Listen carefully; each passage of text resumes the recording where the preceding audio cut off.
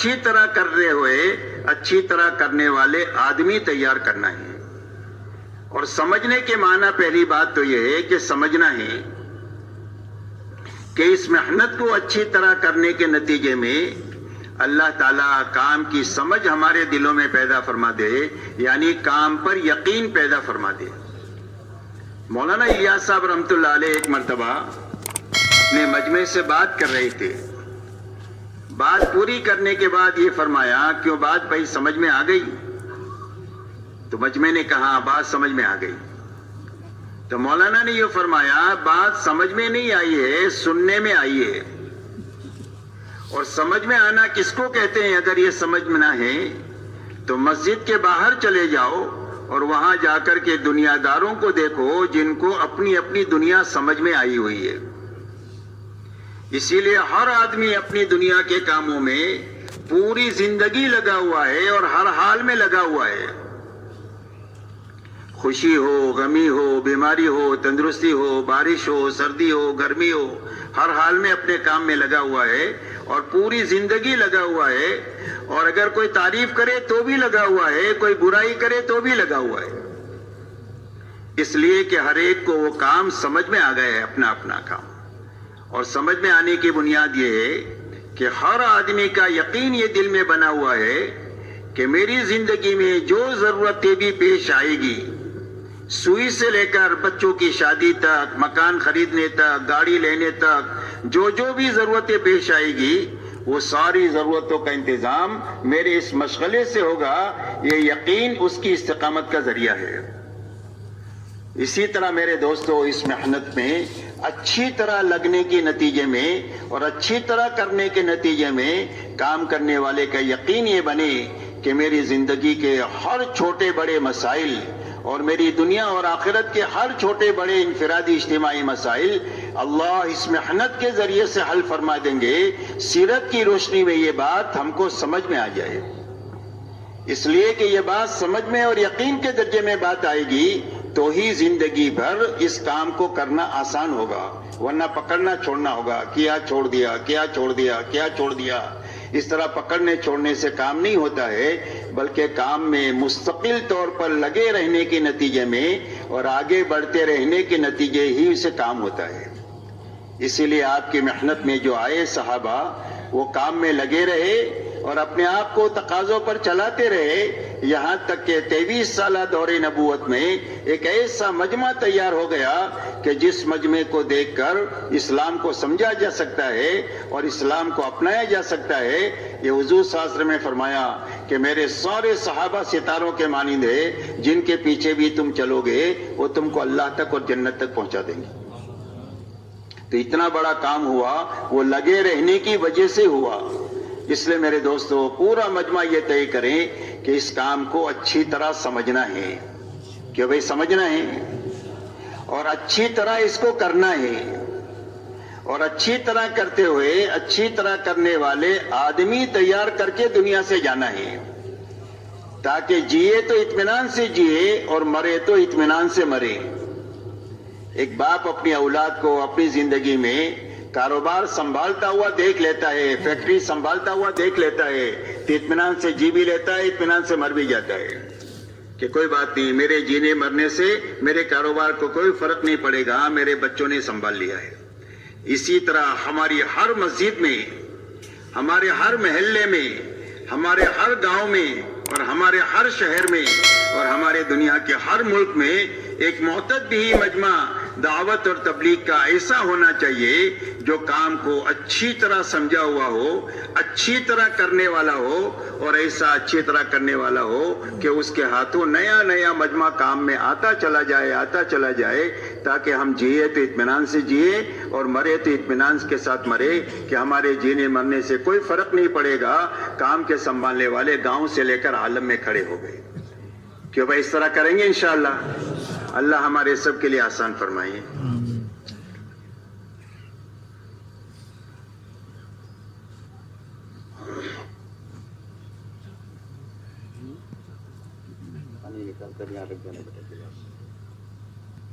پوری امت اور انسانیت کو سمجھانے کی بات یہ ہے کہ اللہ تعالیٰ نے روئے زمین پر بسنے والے ہر ایک مرد اور ہر ایک عورت کی دنیا اور آخرت کے بنانے کے لیے اللہ نے اپنے پاس سے دین اتارا ہے.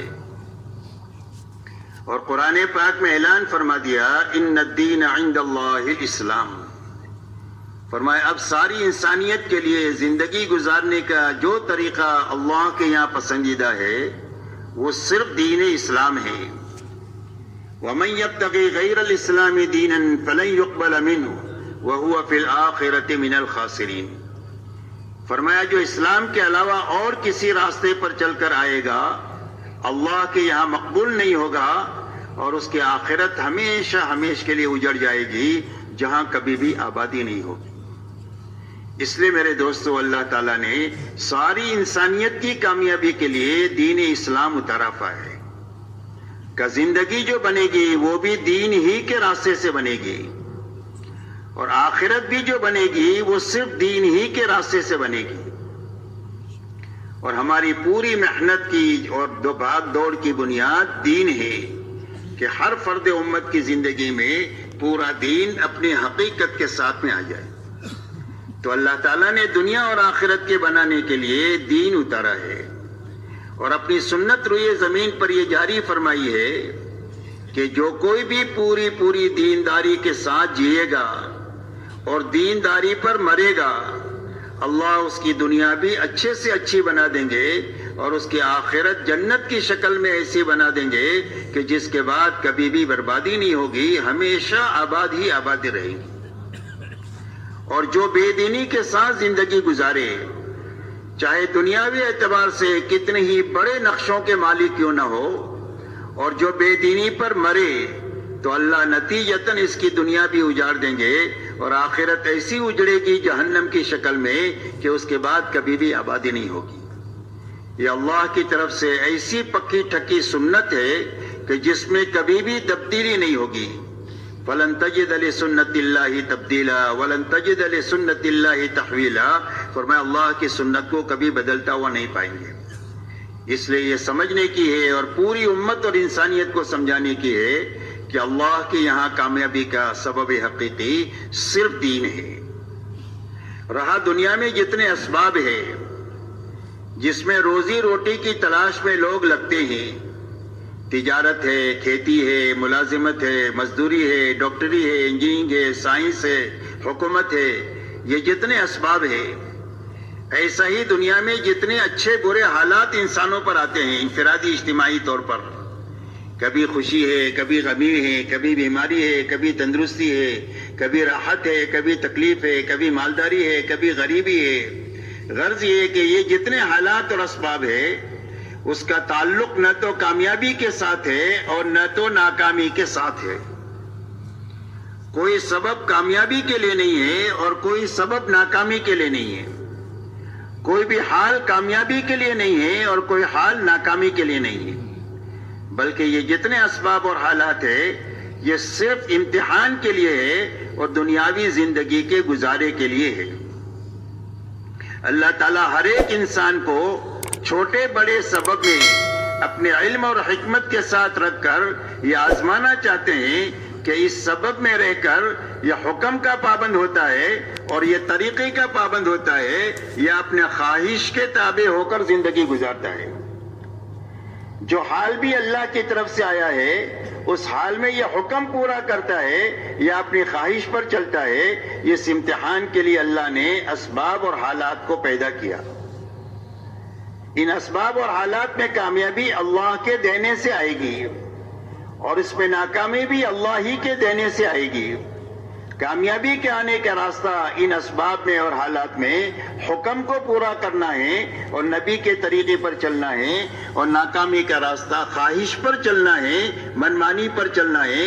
اور دنیا میں جینے کے دو ہی راستے ہیں, تیسرا کوئی راستہ نہیں ہے. ایک راستہ حکموں والا راستہ ہے جو نبی لے کر دنیا میں تشریف لاتے ہیں, اور ایک راستہ خواہشات والا ہے, منمانی والا راستہ ہے. یہ فرعون کا, شداد کا, حامان کا, ابی بن خلف کا راستہ ہے. یہ راستہ جہنم کا راستہ ہے. حکموں والا راستہ, طریقے والا راستہ یہ کامیابی والا راستہ ہے اور یہ جنت والا راستہ ہے. اور اس بات کو اچھی طرح ساری انسانیت کو قیامت تک کے لیے سمجھانے کے لیے اللہ تعالیٰ نے قوموں کے اور افراد کے واقعات کو بیان فرمایا ہے کہ اللہ تعالیٰ نے حکومت دیا حضرت سلیمان علیہ السلام کو اور داؤد علیہ السلام کو، اور یہ دونوں اپنے حکومت میں رہ کر کامیاب ہو گئے دین کی بنیاد پر، اور اللہ ہی نے حکومت دیا فرعون اور نمرود کو، اور یہ فرعون اور نمرود حکومت میں رہ کر بے دینی کے راستے سے ناکام ہو گئے، اللہ نے ان کو اجاڑ دیا۔ مال حضرت عبد الرحمن ابن عوف کو اللہ نے عطا فرمایا، اور اتنا مال عطا فرمایا کہ جب ان کا انتقال ہوا ہے تو ان کی وراثت میں تقسیم ہونے کے لیے سونے کی اتنی اینٹیں تھی کہ اس کو وارثوں میں تقسیم کرنے کے لیے کاٹ کر کے وارثوں میں تقسیم کیا گیا تو کاٹنے والوں کے ہاتھوں میں چھالے پڑ گئے۔ اتنا مال دے کر اللہ نے ان کو مالداری میں چمکا دیا، اور ان 10 صحابہ میں سے وہ ہے جن کو اللہ کے نبی صلی اللہ علیہ وسلم نے دنیا ہی میں جنت کی بشارت عطا فرمائی۔ دوسری طرف اللہ نے قارون کو مال دیا، اور اس قارون نے مال میں بے دینی کا راستہ اپنایا تو اللہ تعالیٰ نے اس کو مال کے نقشے میں رہ کر زمین میں دھسا دیا، اور یہ قیامت تک زمین میں دھستا ہی چلا جائے گا۔ تجارت مہاجرین کے پاس تھی، اللہ تعالیٰ نے مہاجرین کو تجارت میں چمکا دیا، اور تجارت قوم شعیب کے پاس تھی، اللہ تعالیٰ نے قوم شعیب کو تجارت میں رکھ کر اجاڑ دیا۔ باغات انصار مدینہ کے پاس میں تھے رضی اللہ عنہم کے پاس، اللہ تعالیٰ نے ان کو باغات میں رکھ کر چمکا دیا، اور اتنی برکت مدینہ کے کھجور میں دیا کہ صدیاں بیت گئی ہے اور پوری دنیا کے لوگ کھا رہے ہیں، کھلا رہے ہیں، لے کر جا رہے ہیں، اور ابھی تک وہ ختم نہیں ہو رہی ہے، اس لیے کہ دین کی بنیاد پر اللہ نے ان کو باغات میں رکھ کر کے چمکا دیا۔ اور قوم سبا کو اللہ تعالیٰ نے باغات میں رہ کر اجاڑ دیا۔ ایک طرف وزارت حامان کے پاس میں ہی، اللہ نے حامان کو وزارت میں رکھ کر اجاڑ دیا، اور ایک طرف وزارت حضرت یوسف علیہ السلام کے پاس ہے، اور یوسف علیہ السلام کو اللہ نے وزارت میں رکھ کر چمکا دیا۔ یہ دنیا کے سارے اسباب کا اللہ تعالیٰ نے انجام بیان فرمایا کہ یہ بڑے بڑے اسباب ہم نے دینداروں کو بھی دیے اور بے دینی کو بھی دیے۔ بے دینی والے بے دینی کے راستے سے ان اسباب میں اجڑ گئے، اور دیندار ان اسباب میں رہ کر دینداری کے راستے سے آباد ہو گئے۔ اس لیے بنیادی بات سمجھنے کی اور سمجھانے کی ہے کہ اللہ کے یہاں جو سبب بھی جس کو ملا ہے اس میں کامیابی کا راستہ صرف اللہ کا دین ہے۔ اس لیے میرے دوستو، دعوت اور تبلیغ کے راستے سے محنت کسی ایمان والے کو اس کے کاروبار کے چھوڑانے کی محنت نہیں ہے، یا اس کے گھر کے نظام کو اجاڑنے کی محنت نہیں ہے، بلکہ یہ محنت اس بات کی ہے کہ جو مسلمان جن شعبوں میں ہیں ان شعبوں میں رہتے ہوئے اللہ کے حکموں پر چلنے کی اور نبی کے طریقے پر چلنے کی طاقت پیدا کر لے۔ جب اپنے نبی کے طریقے پر یہ چل لے گا اور اللہ کے حکم کو اپنے اپنے ان شعبوں پر پورا کر لے گا تو ان شعبوں میں رکھ کر اللہ اس کو کامیاب کر دیں گے۔ جس طرح عبادت کے راستے سے کامیاب کریں گے، ایسا ہی ان